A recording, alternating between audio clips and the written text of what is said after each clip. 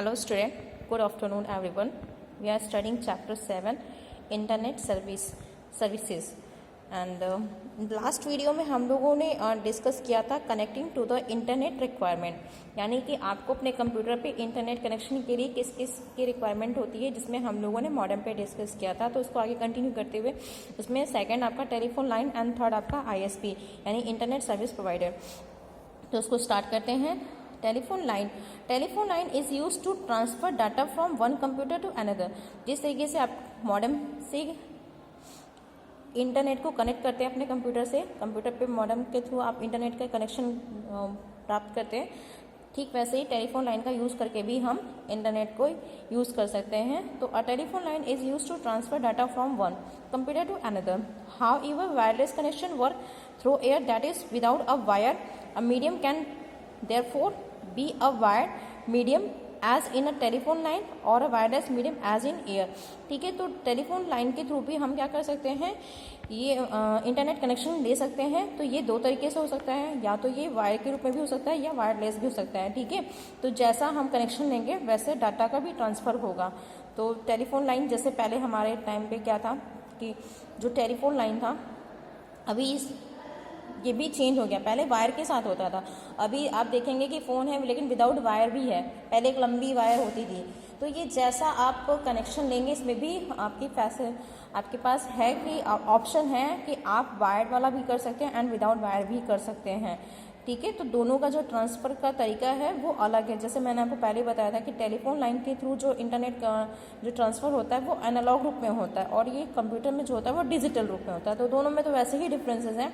अब इसमें भी ये वायर एंड वायरलेस है।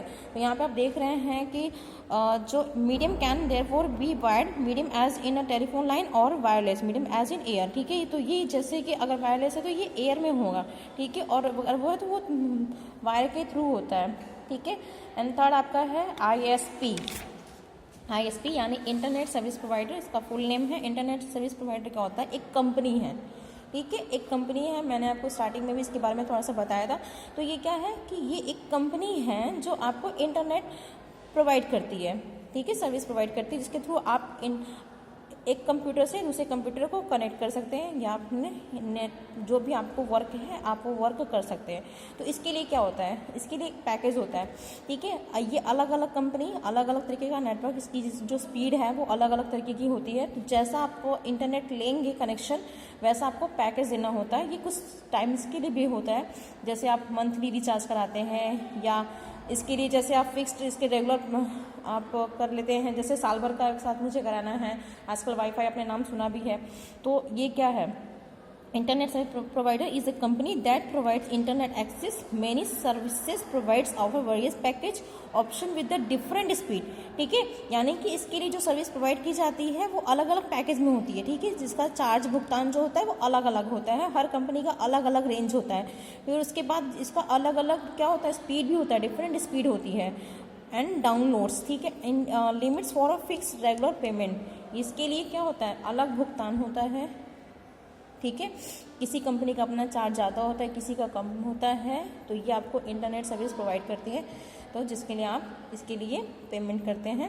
तो ये भी एक तरीके का माध्यम ही है, मीडियम है, जिससे आप इंटरनेट कनेक्शन प्राप्त कर सकते हैं।